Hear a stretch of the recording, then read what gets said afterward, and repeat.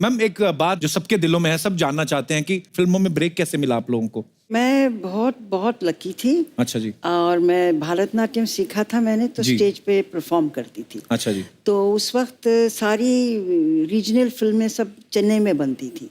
अच्छा जी। तो किसी ने मेरी तस्वीर देखी तो मुझे ऑफर आने लगे घर बैठे। और मैं 13 साल की थी, तो मेरे पेरेंट्स ने कहा टू सून, मतलब बहुत जी। छोटी है, न इधर की न उधर की। तो फिर एक तेलुगु फिल्म में मैंने डांस किया, फोक अच्छा जी। डांस। वो लकीली बहुत बहुत बहुत मशहूर हुआ। अच्छा जी। तो उसके बाद बस एक तेलुगु फिल्म थी, उसमें लीड रोल किया ऑपोजिट एनटी रामाराव, जो आंध्र प्रदेश अच्छा जी। जी जी के सीएम थे। उसके बाद गुरुदत्त जी मिले मुझसे हैदराबाद में। अच्छा जी। तो फिर उन्होंने मुझे बॉम्बे बुलाया। फिर इट्स हिस्ट्री।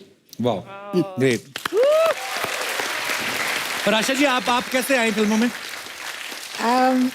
मैं स्टेज पे परफॉर्म किया करती थी। अच्छा जी। और लेट बिमल रॉय ने मुझे डांस करते हुए देखा। मैं 9-10 साल की थी। अच्छा जी। तो उन्होंने देखा और मुझे बुलाया, फिल्म में काम करोगी? मैंने ऐसे ही कह दिया हाँ करूँगी। अच्छा जी। तो इस तरह से माँ पिक्चर में मैंने एक छोटा सा रोल किया था। अच्छा जी। उसके बाद तो मैं बड़ी हो गई, स्कूल में जाती थी। तो गूंज उठी शहनाई के लिए विजय भट्ट जी ने मुझे बुलाया अच्छा जी। और कहा कि तुम्हें हीरोइन बना रहे, राजेंद्र कुमार जी हीरो है। तो 2 दिन की शूटिंग करने के बाद कहा कि नहीं, अब स्टार मटेरियल नहीं है। अच्छा। तो हम आपको नहीं ले सकते हैं। अच्छा। मटेरियल नहीं। तो हमको निकाल दिया गया। 1 हफ्ते में मुहूर्त था बहरूपिया का, और वहाँ एस मुखर्जी मिले। बोले कल फिल्मालय आ जाना।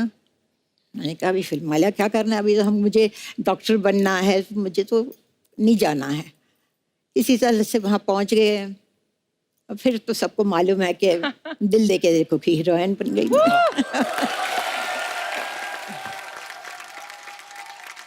और हेलन जी, आपकी शुरुआत कैसे हुई थी? We were refugees from Burma. Okay.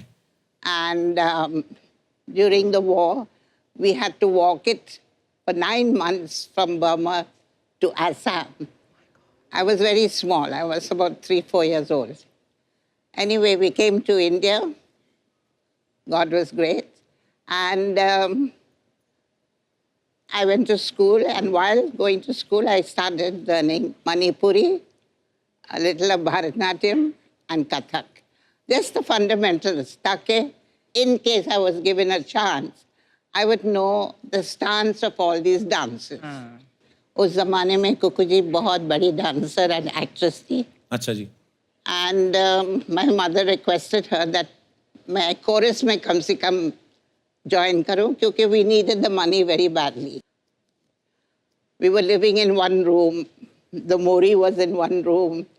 और another thing I must tell you, जब भी गर्मी का दिन था, हम लोग चटाई को ठंडा करके जमीन पे लगा के नहा के, we never used to wipe ourselves, put our nightie and we go to sleep. Oh my God. So we've seen these lovely days, praise the Lord. Because of that, I'm here now. Thank you. कितनी अच्छी बात है कि हमारी तीनों जो legend artist हैं, तीनों बचपन से ही इतनी टैलेंटेड थी कि 9-10 साल की उम्र में आपको रिकॉग्नाइज किया गया। मतलब कमाल है। आज हमें आपको तीनों को एक साथ देख के बहुत खुशी हो रही है। तो आप तीनों ने ब्लैक एंड व्हाइट फिल्मों में भी काम किया है, उसके बाद कलर फिल्मों का दौर आया। तो उस जमाने में जो पेमेंट होता था वो ब्लैक में होता था कि व्हाइट में होता था? सॉरी, ये बचकाना सवाल पूछने के लिए। दोनों में होता था। दोनों में होता था।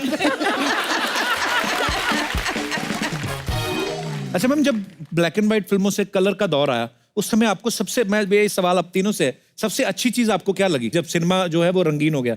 मुझे बल्कि ठीक नहीं लगा, क्योंकि उस अच्छा। वक्त लाइट बहुत ज्यादा इस्तेमाल करते थे। ओके। क्योंकि उनका फिल्म का एमल्शन कुछ कम था, ज्यादा था, something like that technical thing.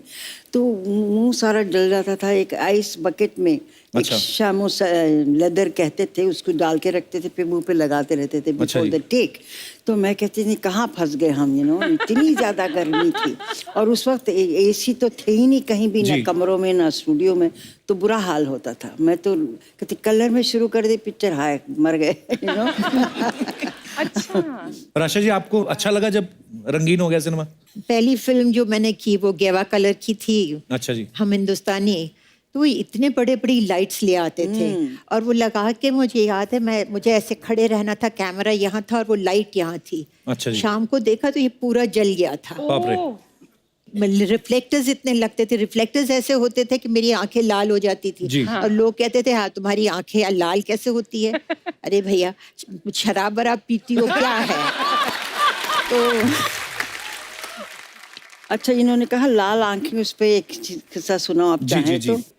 तो मेरी पहली कलर शूटिंग हुई जब चौदहवीं का चांद रिलीज हुई, जी। तो बहुत हिट हो गई थी। तो उस वक्त एक कलर का सिलसिला शुरू हो गया था। तो गुरुदत्त जी ने सोचा ये जो टाइटल सॉन्ग जो इतना मशहूर हुआ है उसको रीशूट करते हैं कलर में, फिर अच्छा रिलीज जी। करेंगे। तो वही किया उन्होंने। फिर दोबारा उनको सेंसर करना पड़ा, दिखाना पड़ा। सेंसर बोर्ड ने कहा जी वो एक शॉट वहीदा जी वो मुड़ के देखती, वो काट दीजिए। ऐसे क्यों? मैं ऐसे ही हूँ, बस सिर्फ मुड़ के देखती हूँ। तो इन्होंने पूछा क्यों क्यों क्या है इसमें खराबी? तो बोले जब वो मुड़ के देखती है उनकी आंखें लाल हो गई। तो अच्छा। हाँ साहब लाइट बहुत है तो लाल हो गई। जैसे इन्होंने कहा नहीं, इसमें शी लुक्स वेरी सेंशियस। अच्छा। हाँ, तो फिर गुरुदत्त जी ने कहा साहब ये मियाँ बीवी का सीन है और कुछ नहीं, ना लिपटे ना झिपटे ना हाथ पकड़ा, बेचारी यूं से यूं देखा।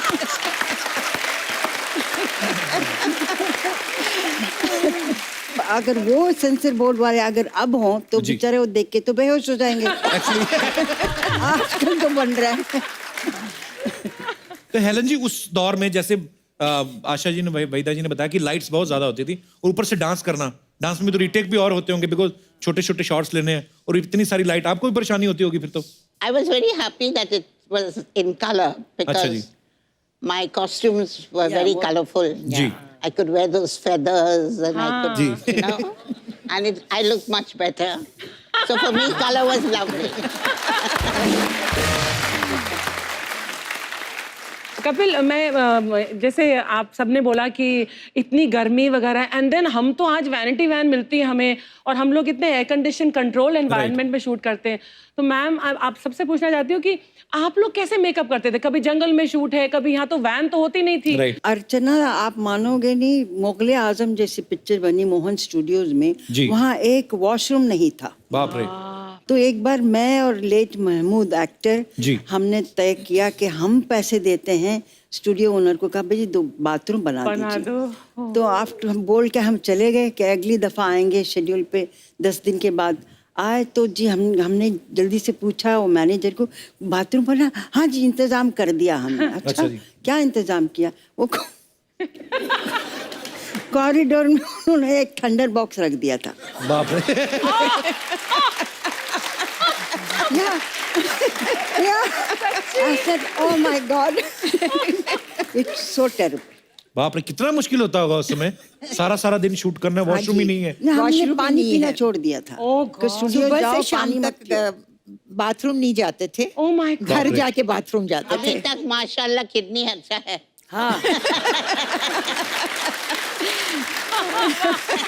सीरियसली एक्चुअली आदमी को रोमांटिक सीन करना हो और ऊपर से बाथरूम आया हो तो आदमी कहाँ निकलेंगे एक्सप्रेशन एक्चुअली।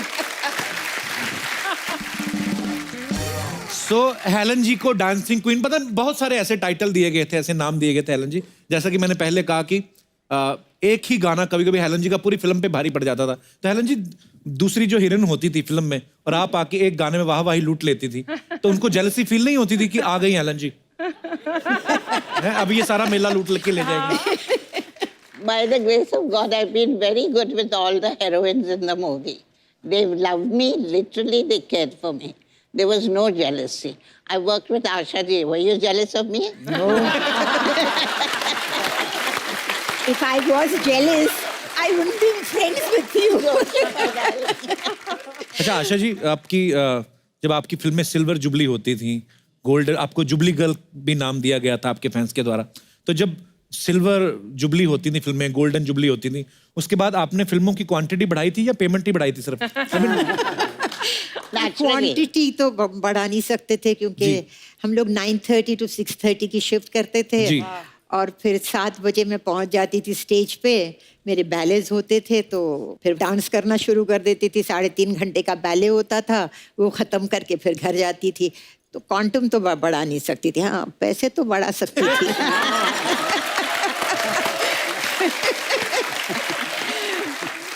आशा जी, आपने तकरीबन सब स्टार्स के साथ काम किया है, जी। तो आपको अपनी जोड़ी सबसे ज्यादा किसके के साथ अच्छी लगती थी? मेरी पहली फिल्म शम्मी कपूर जी के साथ थी। अच्छा जी। तो मुझे उनके साथ काम करने का ज़रा आसानी लगती थी। एक बहुत मतलब जो वो करते थे वो इमीडिएटली मैं पकड़ लेती थी। अच्छा जी। जैसे डांस होता था तो डांस डायरेक्टर नहीं होता था। अच्छा जी। अच्छा तुम ये कर लेना, मैं ये कर लूंगा। अच्छा, वाह। हाँ, Really? तो इस तरह से कई गाने हमारे ऐसे थे कि विदाउट अ डांस डायरेक्टर बिना हमने dance किए हैं। क्या बात है यार। जी जी। और उनको मैं छेड़ती थी भी बहुत। मुझे याद है कि एक बार हम शूटिंग कर रहे थे कश्मीर में, तो उन्होंने कुछ पहलवान को बुलाया, उनके गले में कुछ हो गया था। अच्छा तो जी। मैं बहुत हंसी, अरे पहलवान को बुलाया गला ठीक करने के लिए। ओ, दूसरे दिन मैं गिरी तो पैर में मोच आ गई। सब वो पहलवान फिर आ गए मेरा पैर ठीक करने। एज यूजुअल शमी जी कर रहे आया ना, मैंने कहा जी आ गया। एक्चुअली उस समय फिजियोथेरेपिस्ट थोड़ी ना होते थे, तो पहलवान ही जो पहले कुश्तियां करते थे। मुझे याद है बिकॉज मेरे फादर की कुश्ती करने के बड़े शौकीन थे, तो जब उनको कभी ऐसे हो जाता था तो पहलवान के पास जाते थे, और पहलवान भी पता नहीं कोई MRI कोई एक्सरे नहीं करते थे, खुद ही देख के ऐसे कड़क पटाखे की आवाज आती थी, या तो आदमी ठीक हो जाता था या बेड़ा गर्क। आशा जी, हेलन जी, आप मतलब जब भी किसी हीरो के साथ काम करती थी तो ऑब्वियसली हर एक का अलग अलग स्टाइल रहता है, लेकिन शम्मी जी के खुद के स्टेप होते थे, हम लोग सब हाँ, वो देखते रहे। खुद ही मतलब कर लेते थे। तो वो कितनी एनर्जी होती थी, कितना मुश्किल रहता था उनके साथ डांस करना आपको भी? आप एनर्जी तो क्या रिदम थी उनमें। हाँ एक एक रिदम पे झटके clan is वटके। full of rhythm. या, सब बच्चे लोग- सब सभी लोग। और क्या शम्मी जी का कोई शशि प्रॉपर कपूर, डांस मैं डांस नहीं बोल होता रही था, थी। जैसे जी। वाइल्ड डांस ना। जी। तो रिदम को पकड़ के उनमें इतनी पूरे जिस्म में रिदम थी उनके। रिदम थी वो उनकी ये बॉडी हाथ में। भी यूं करो यूं भी करो तो सब रिदम में करते थे। Actually Isn't it? अच्छा वहीदा जी, ऐसे हमने सुना है कि जब आप फिल्मों में आई थी तब आपका नाम जो है वहीदा रहमान नहीं था, कोई और नाम था। नो, ऐसे पता नहीं क्यों अफवाह है ये? अफवाह है। असली नाम मेरा वहीदा रहमान और वहीदा रहमान ये था। अच्छा जी। हाँ। मैं आज ही इनको बाहर निकालता हूँ जिन्होंने ये मुझे बोला ना। वहीदा जी, एक और अफवाह है, पता नहीं ये भी अफवाह ही है कि सच्ची बात है, लेकिन बड़ी ऐसे अफवाहें सुन के आ रहे मैं हैं आप। अफवाहें सुन के आया हूँ बहुत सारी। एक के बाद एक के बाद। पर उन्होंने कहा कि जो आपके भरतनाट्यम के जो गुरु थे उन्होंने पहले आपको डांस सिखाने से मना कर दिया था, हाँ, लेकिन बाद में आप ही उनकी बेस्ट स्टूडेंट हाँ, निकली। हाँ। अच्छा, तो मतलब ये बात सही है। चलो ये वो बात बच गया आज। सही है। इसने आज- तो ये क्या रीजन था वहीदा जी, उन्होंने क्यों मना किया आपको डांस सिखाने से? वो बहुत मशहूर वो एक गांव है, गांव के जैसे शहर लुधियानवी, जी। तो तिरुचंदूर एक जगह है तमिलनाडु में, वहाँ के थे वो। अच्छा जी। तिरुचंदूर मीनाक्षी सुंदरम पिल्ले उनका नाम था। बाप रे, इतना लंबा नाम। हाँ, तो मुझे जिद आई कि उन्हीं से सीखना है। अच्छा तो जी। हमारे कोई बीच में फ्रेंड थे, उन्होंने जाके कहा ऐसे सीखना है। जब नाम सुना तो बोले नाम तो मुसलमान है। बोले हाँ, लड़की भी मुसलमान। No no no no no, मैं मुसलमान को भरतनाट्यम कैसे सिखा सकता? अच्छा। बोले क्यों नहीं सिखा सकते साहब आप? नहीं, वो अभिनय जो हमारे डिवोशनल गाने होते उसको समझेगी नहीं, वो ठीक से कर नहीं पाएगी। तो 6 महीने लगा दिया, और मैं भी जिद से अड़ी रही कि उन्हीं से सीखना है। वाह। तो जब इन्होंने बहुत जबरदस्ती की हमारे दोस्त ने, तो बोले अच्छा उसकी कुंडली लेकर आओ। अच्छा। तो बोले जो वो लोग मुसलमान हैं वो कुंडली उंडली बनाते नहीं, बिलीव नहीं करते। अच्छा जी। तो बोले ये तो बड़ी मुश्किल है फिर। तो बोले अच्छा उसका बर्थ डेट लेकर आओ। अच्छा वो लेकर गए, तो उन्होंने अपने से चार्ट बनाया, कुछ यूं पता अच्छा। नहीं क्या क्या किया। तो बोली ये क्या हुआ, ये कैसे हुआ? तो उन्होंने पूछा क्या हुआ साहब? तो ये चार्ट में कहता है कि ये लड़की मेरी लास्ट और सबसे अच्छी स्टूडेंट होगी, वाह। हो नहीं सकता। तो उन्होंने ऐसे ढकल दिया, नहीं नहीं नहीं, हो नहीं सकता, समथिंग इज रॉन्ग, या मैंने ठीक नहीं किया। तो बोले और 2 दिन दो। अच्छा, फिर 2 दिन के बाद फिर उन्होंने बनाया, बोले no again the same result. तो बोले चलो मैं सिखाता हूँ इसको। क्या बात है, लेकिन और वो बात सच भी साबित हुई, वाह।